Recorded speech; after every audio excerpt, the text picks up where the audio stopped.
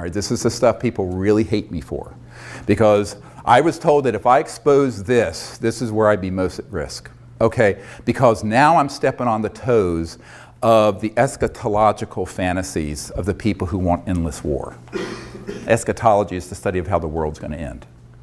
And at the core of this secret group are folks who want to precipitate an Armageddon-type conflagration that's War of the Worlds. Because they love and they do it because they want people to be united around another common enemy, not just one country or subculture or religion, but the whole planet. Go look at the movie Independence Day. It's a script right out of the CIA. And so the whole point of that is that you have got to prepare people to hate. So, you know, it's not politically correct to hate someone who's African American if you're white, or if a gay person if you're straight, or hate women if you're a male, or Jewish person. But it's completely okay to hate an entire planetary group of people, whether they're called grays or greens or purples or whatever, because they know that humans have within them this flaw. And it's in the primate monkey mind that is the root of tribalism. And I want to deconstruct this for a moment. We are 98.5% identical to chimpanzees and gorillas. And chimpanzees and gorillas do organize into troops and into warring sects that kill each other. And it is usually based on slight differences of whether territory or appearance. And this can be exploited by demagogues, whether it's religious demagoguery, racial demagoguery, sexism, homophobia. Just pick it. Well, the big one is interspecies.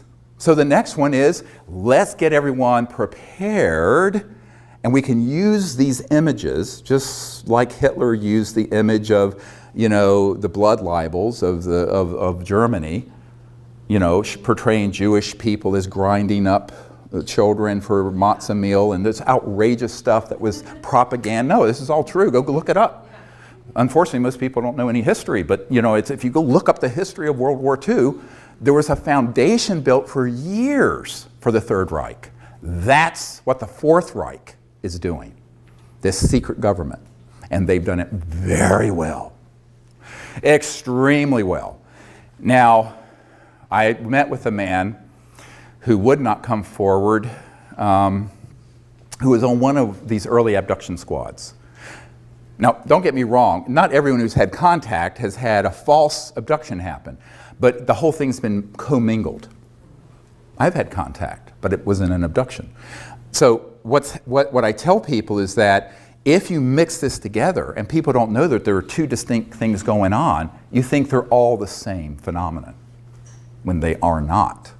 And this man said in the early days, before they had these programmable things that look like life forms, that look alien, they would use little guys that were short and do a Hollywood mask and suit on one of these anti-grav devices.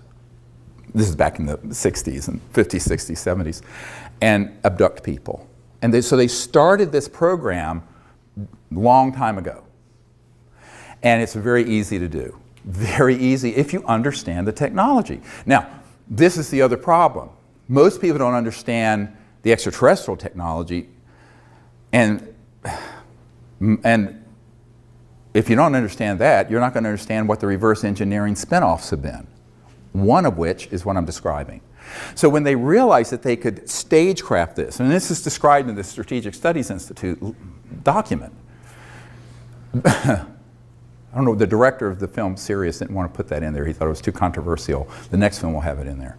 I'm going to override whoever the director is. That this has got to be in there. But that way you prepare the population for a new enemy to fight. How else can you grow the military-industrial complex from $1 trillion a year enterprise to a $3 trillion or $4 trillion or $6 trillion? You have to have an enemy. As Leon Panetta said, we're spending $110 billion a year to chase 70 Al-Qaeda members in Afghanistan. He said that. So how do you keep that juggernaut going? You've got to have another and a bigger enemy. So in the meanwhile, they'll concoct and create and keep the fire burning, manipulate the world to keep the fire burning deliberately. And that's what we've seen over the last decade. We go in and break Iraq, and then it creates ice. It just keeps this fire burning. However, the big surprise that's coming, 1,000 times worse than 9/11, is this false flag operation to stage a threat from outer space. There was a man who came to the congressional briefings in 1997, and he was prepared to open this entire box, Pandora's box of issues, to the members of Congress there. And I will not share his name. I keep a confidence. He was going to do it. The night before the congressman came, some intel people came to his room who he had worked with in those projects and begged him not to disclose it. And so he left. He was actually taken that night to a secure facility out in Virginia, and we never saw him again. He left a note under Sherry Adamak's door explaining what happened.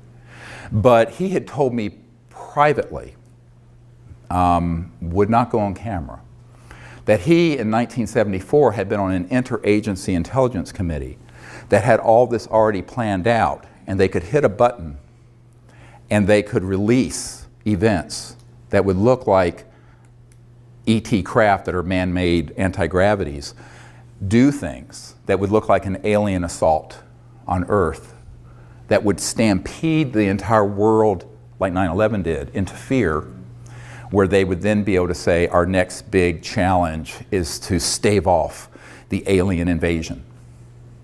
And I said, how ready was he? He says, we could have hit a button and the whole thing would have run, and that was in '74. Now, that's only because he was on that committee in 1974. He told me, but he said it was fully operational well before then. So we're getting into some really deep and dark stuff here. Some people are very disturbed when I share this. I don't think we have to, it's childhood's end today.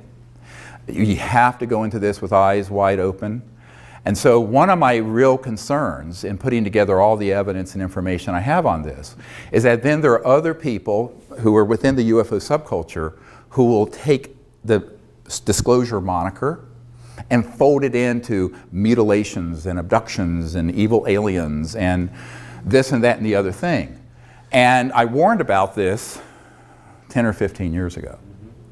And so it has come to pass. And I am very disturbed by it. It's the one thing that makes me want to shut down all my efforts. Because I don't want to hurt human consciousness more than it's already been injured. My whole purpose is to help us get to a point where we become a peaceful planet that becomes interplanetary and interstellar. Not World War III that's interplanetary. But people who are not very nuanced in their thinking, or as Dr. Richard Haynes at NASA used to say, unselective filters, non-selective filters. They just let anything through and are not discerning, will take information and documents and witnesses and people I have and then fold it in to this other disinformation, and they do not have the discernment because they have not been at meetings with people from Behind Gap and Lockheed and the Cube. The Cube is the big underground facility that Lockheed Martin Skunk Works runs up in the high desert near Edwards Air Force Base. It's the state of the art where all these things are done. And at Dulce, which does exist. There's a man on my team who worked at Los Alamos National Labs as an engineer, senior guy, who knew a man who got on an underground connector going from Los Alamos to Dulce to work on these projects. Now, if you go to Dulce, there's nothing there because it's accessible only underground. It's accessible from Los Alamos, it's accessible from Nellis, and it's accessible from Edwards, all the way from Edwards, Air Force Base in the high desert of California. But these underground connectors, this is no myth. They do exist, and they're maglev, anti-grav, sort of, but they're underground. And you go in one place, and boom, surface in another. Now, this brings up the question is, it's like the old song from the 70s, Don't Be Fooled Again, or The Who, we won't be fooled again. Will we? And I think that's the problem. Knowledge is the greatest purifier, It says in the Vedic and tradition in the Bhagavad Gita. So knowledge is key. We have to share this information, but we have to do it in a way that presents the full story. And that's what I wanted to do today, is to provide the background of disclosure, but also how fraught it is for being hijacked by people who lack the wisdom, frankly, and the insight to know that they're being played by the intelligence community like a fiddle, and putting out information that can only pollute human consciousness to convince people, yes, the UFOs are real and the ETs are out there, but some of them we need to be afraid of and fight in the next big world war.